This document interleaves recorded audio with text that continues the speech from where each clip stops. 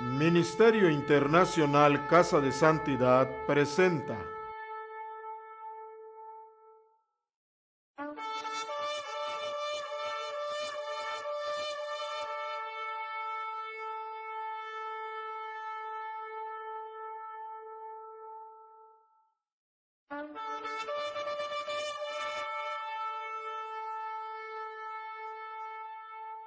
serafines que tenían 6 alas. Su trabajo, al parecer, era exaltar a Dios o alabar a Dios.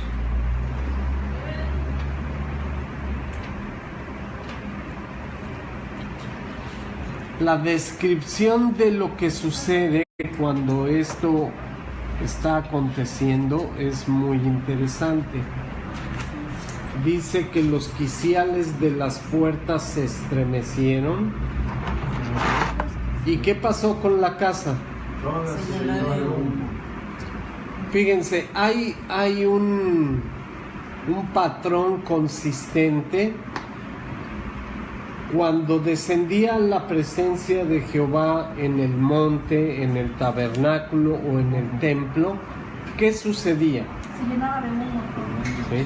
Aparecía como un humo espeso que descendía de lo alto y se oían truenos y voces y prácticamente todo se sacudía por la gloria de Dios.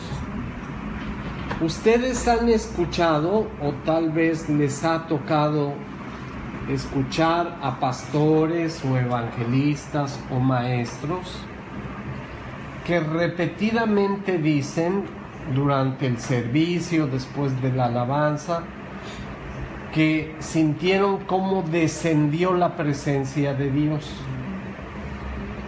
Pues según la descripción de la Escritura, eso no es correcto. Porque no hay humo espeso, todos estaríamos tirados en el piso. Sin que nadie nos tire. Sin que te unjan, recibe, sin que nadie te empuje. El lugar se estremecería. Sí se estremece con sus gritos y sus gritos. No, pero con la presencia de Jehová es diferente. El lugar temblaría y habría truenos y voces sobrenaturales. Claro que cada uno experimentamos la presencia de Dios según el hambre de nuestro corazón, pero la presencia así en física el pueblo, de Dios, física, ¿no? Describe la Biblia. Yo creo que nadie el día de hoy ha experimentado la presencia de Jehová descendiendo a una congregación, según lo que describe la Escritura. Sí, ahí lo dice, que no hay hombre que Yo lo de vea. pequeño iba al rancho y cuando se entraba el norte caían rayos, relámpagos, se escuchaba horrible, yo salía corriendo hasta debajo de la cama. No me Y eso imagino. era una tormentita. Ajá. Volaban los árboles Ajá. y era una cosa tremenda. Tremenda. No me imagino la gloria de Dios. Así es. Y de noche cuando pega los rayos, pues se ven los Sí, se simbra todo. Entonces, vean qué sucede con Isaías. ¿Cuál es su reacción? Y llega un temor muy fuerte. Versículo 5 dice: ay de mí, que soy muerto. Pero vean lo más interesante, cómo se describe. Vean, algo muy interesante, cuando la presencia de Jehová desciende a un lugar, lo primero que hacemos es reconocer nuestra inmundicia. Es tan magnífica y tan excelsa la presencia de Dios que nos sentimos sucios delante de Él.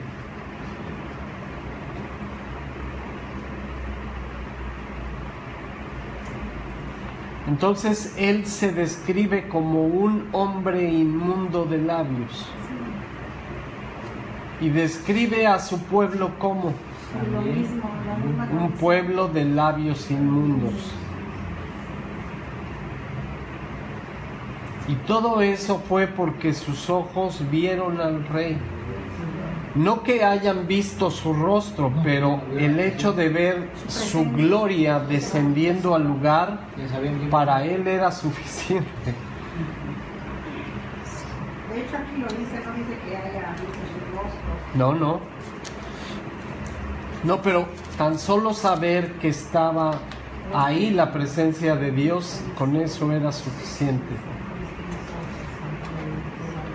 Entonces imagínense cuando estemos en el juicio. Yo creo que nadie se va a poder atrever a decir, pues yo nunca pequé, yo no tengo pecado, yo nunca hice nada malo. Tan solo el estar en la presencia de Dios nos va a hacer entender lo que realmente somos comparado con su gloria. Entonces, ¿qué sucede a continuación? Se vuelve un serafín y teniendo en su mano un carbón encendido.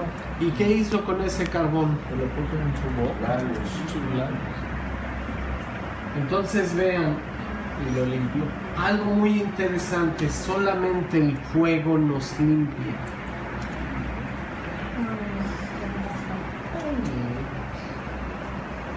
Sí, un carbón encendido.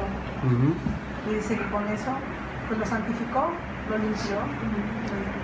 Entonces Dios hace su trabajo de purificación a través del fuego. Y esto nos hace entender muchas porciones de Apocalipsis donde dice que el segundo juicio va a ser con fuego y tiene este propósito: purificar todo lo inmundo. Eso es lo que va a hacer. Ese es el propósito del segundo juicio. El primer juicio fue con agua en el diluvio, pero el segundo juicio va a ser con fuego.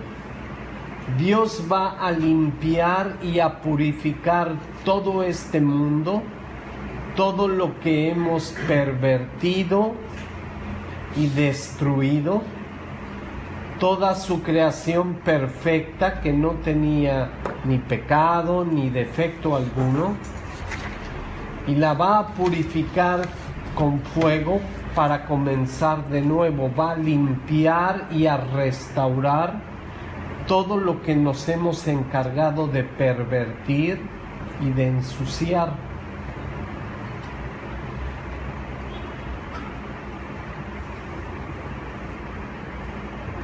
Vean el versículo 7, dice: he aquí que tocó esto tus labios y es quitada tu culpa y limpio tu pecado.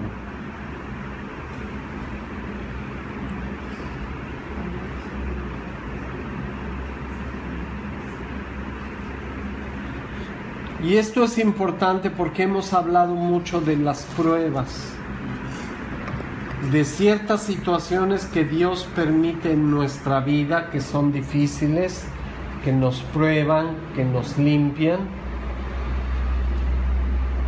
Son este fuego que Él permite en nuestra vida para seguirnos purificando.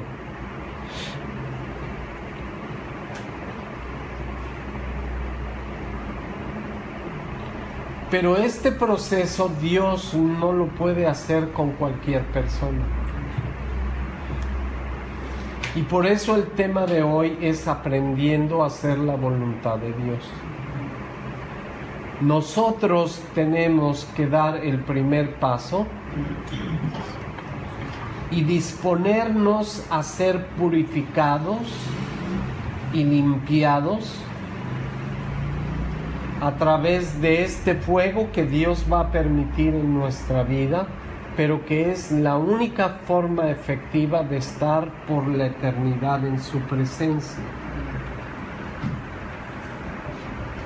Y lo hemos repetido muchas veces, es un proceso que inicia cuando recibes a Dios, cuando te reconcilias con Él y te bautizas, hasta el día que mueres. Es un proceso largo, doloroso,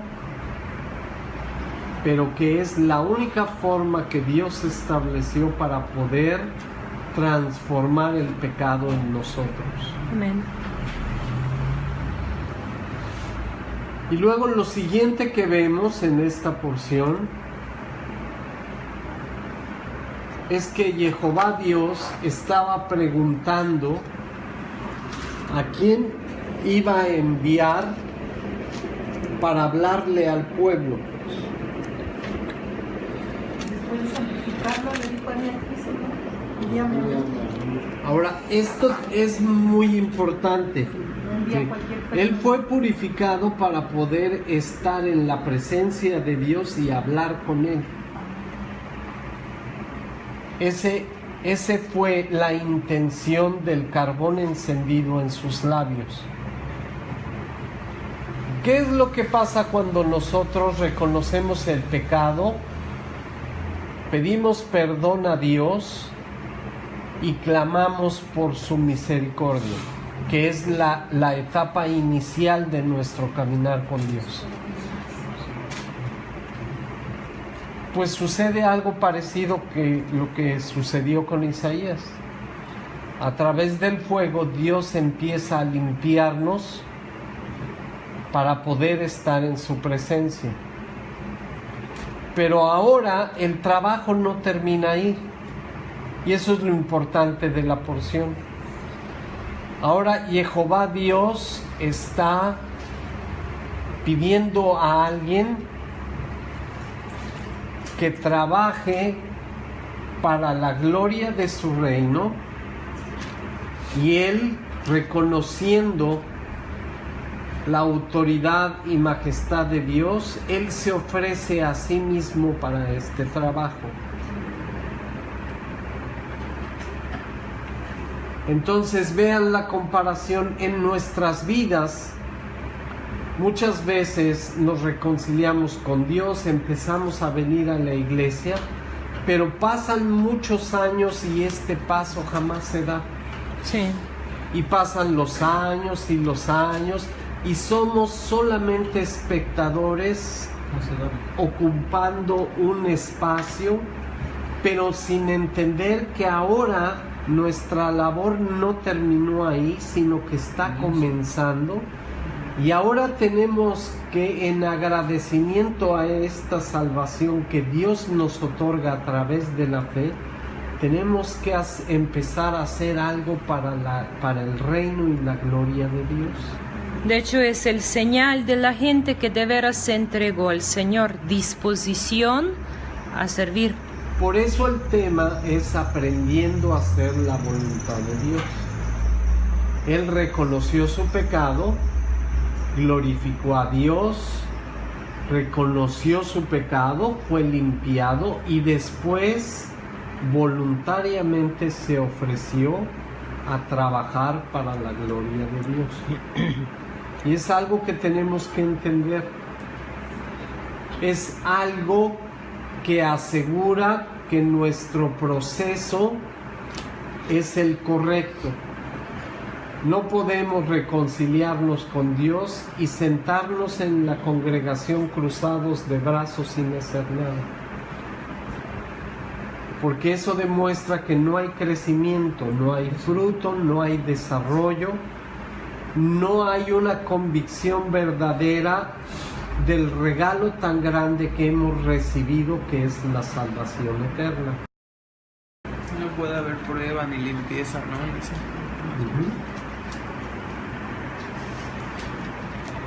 Porque la limpieza comienza para poder estar para reconciliarnos con Dios. Pero esa limpieza tiene que continuar, es un trabajo que no va a terminar hasta la muerte. ¿Ibas a decir algo, Francisco? En relación con los 10 leprosos, efectivamente 9 se extraviaron y uno solamente reconoció a Dios. Es así. Ajá. Ese es el ejemplo perfecto que da Yeshua Jesús de lo que sucede con una persona que legítimamente entendió el regalo tan grande que le otorgó Dios y ahora quiere hacer algo. De hecho, los 10 eran sanados. Pero Y solo uno regresó. fue salvo, porque dice, tu fe te ha salvado. Significa que los demás, aunque eran sanos, no eran salvos, porque tenían fe solo para sanación, pero no la aplicaron para la salvación. Como hoy en día pasa muchas veces, se acercaron solo para obtener un beneficio. Exactamente. Y ya que lo obtuvieron, se alejaron. Eso es lo que hacemos muchas veces en las congregaciones, solo nos ponemos las pilas cuando algo nos sucede.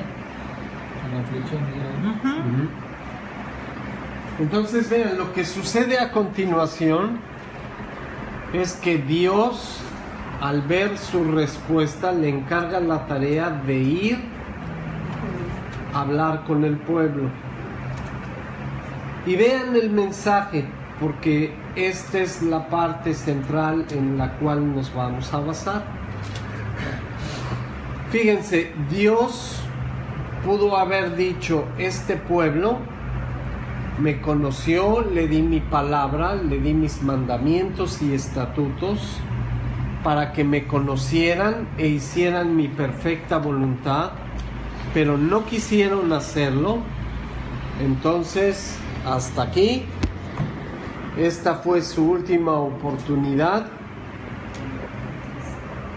Y ahora vamos a continuar con los que verdaderamente quieren vivir conforme a lo que yo establecí. Amén. De hecho, en el capítulo 10, ahí lo dice, en el versículo 10, ¿Qué? habla de que pues, el Señor iba a cerrar el corazón, los ojos, la mente, para que no entendieran. Ok, lo que está comunicando a través de Isaías es que a causa de la rebeldía del pueblo,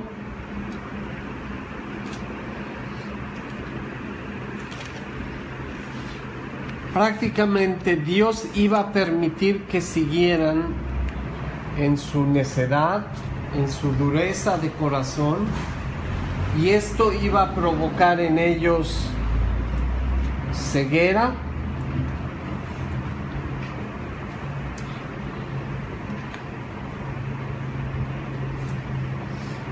que no escucharan lo que era correcto, que su capacidad de oír disminuyera y su entendimiento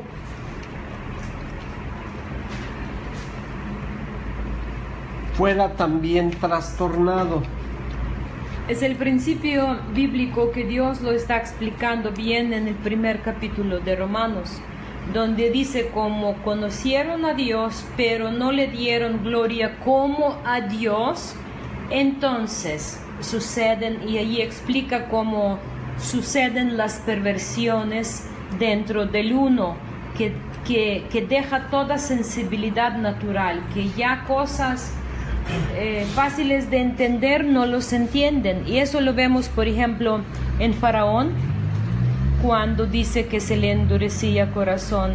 Eso estamos viendo en varios pasajes, y también el autor de Hebreos lo dice bien, que hoy cuando escuchan la voz del Espíritu Santo, no endurezcan sus corazones, porque cuando escuchamos la verdad y sabemos que es la verdad, pero no estamos dispuestos a vivirla y aplicarla y obedecerla, nuestro corazón se endurece más y más, y ya próximas veces Espíritu Santo deja de molestarnos. Y eso es lo que nos está diciendo, que Dios se aleja su espíritu, porque su espíritu es el que nos da entendimiento, y dejamos de entender cosas.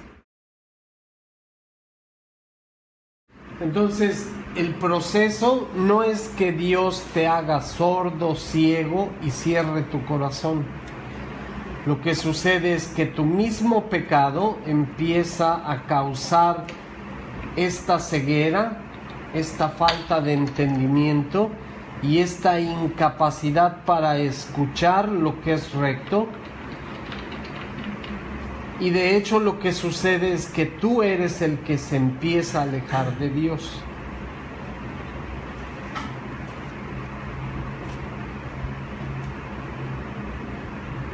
Ahora vean el final del versículo 10.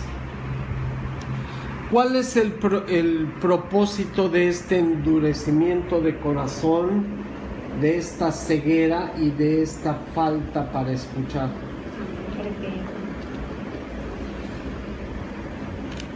Entonces, Dios permite que toques fondo, que te des cuenta que todo lo que sucedió no es responsabilidad de nadie más que tuya. Y entonces solamente cuando tú reconoces que fuiste tú el que se alejó de Dios, clames a Él para que Él te sane. Pero un enfermo que no reconoce la enfermedad no puede ser sanado. Si te duele el hígado, si no puedes ir al baño, pero no vas al doctor, no te vas a curar. Porque tú insistes en decir que no estás enfermo, cuando en realidad sí lo estás. Pero tienes tan endurecido el corazón que no quieres ir al doctor. Hasta que ya no puedes más y entonces sí pides ayuda, ya sea que vayas o te lleven.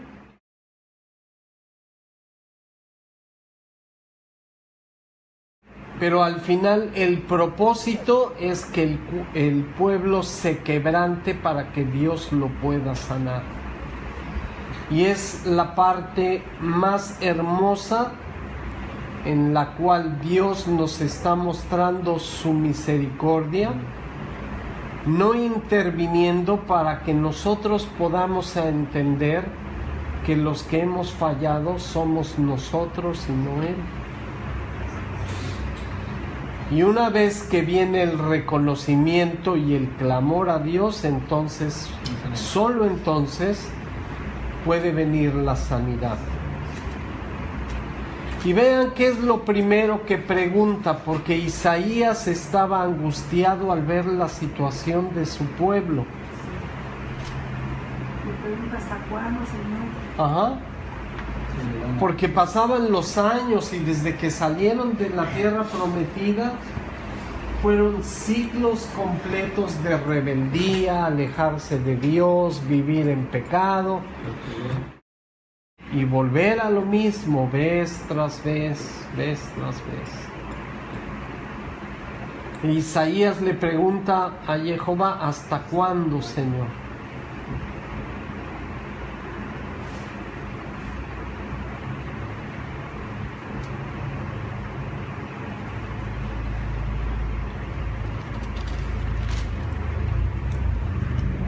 Y ahora lo importante es la respuesta de Dios mismo. Dice, hasta que las ciudades estén asoladas y sin morador, y no haya hombre en las casas, y la tierra esté hecha un desierto, hasta que Jehová haya echado lejos a los hombres y multiplicado los lugares abandonados en medio de la tierra. Hubo un tiempo en Israel en que esta profecía se cumplió al pie de la letra. Lo que vemos ahora en Israel es una restauración de la tierra convertida prácticamente en el paraíso que había antes, donde ahora producen fruta, verdura, plantas, trigo, cebada, como si fuera el lugar más abundante de todo el planeta. Pero hubo un tiempo en que era árido como un desierto. De hecho, un escritor famoso estadounidense en su tiempo viajó a Israel y decía que qué lugar tan miserable, que quién podría vivir en ese lugar desierto donde no crecía nada. Pero después, en el cumplimiento profético de la palabra de Dios, empezó esta transformación de la tierra y el pueblo empezó a regresar a la tierra prometida. Pero esto que estaba determinando Dios en su palabra era un juicio contra su pueblo y contra la tierra prometida que les había dado por haber desobedecido y no vivir conforme a su perfecta voluntad. Vean el versículo 13. Y si quedare aún en ella la 10ª parte, esta volverá a ser destruida. Pero como el roble y la encina, que al ser cortados aún queda el tronco, así será el tronco, la simiente santa. Un pequeño remanente a través del cual va a hacer Dios que las cosas sean totalmente diferentes. Y esa profecía, como muchas profecías en la Biblia, tiene varios ciclos de cumplimiento. Por ejemplo, aquí el cumplimiento casi inmediato, relativamente cumplió en unos 200 años o un poquito menos después de Isaías, que cuando Babilonia se invadió y cautivó y llevó en 3 invasiones, y eso dice, y si quedare aún en ella la 10ª parte, esta volverá a ser destruida. Y eso de la tercera invasión habla de Babilonia. Pero ese también se va a ser cumplido ya en últimos tiempos, en los tiempos de la gran tribulación. Okay. Estamos leyendo, porque esta creo que fue cuando ellos se los llevó a Babilonia cautivos, ¿no? Cuando luego se levanta Esdras y Nehemías. Ahorita vamos, sí, es una serie de situaciones que están pasando en Israel, y Dios a través de los profetas estaba advirtiendo al pueblo. Recuerden que Babilonia no fue el único imperio que invadió a Israel. Fue una situación que se repetía y se repetía y se repetía y se repetía. Isaías profetizó todavía antes de esclavitud en Asiria, antes que fue cautivado el reino del norte y antes de que fue cautivado el reino del sur. Entonces aquí es la profecía para los dos. Y es lo que vamos a ver en el 7, Isaías 7.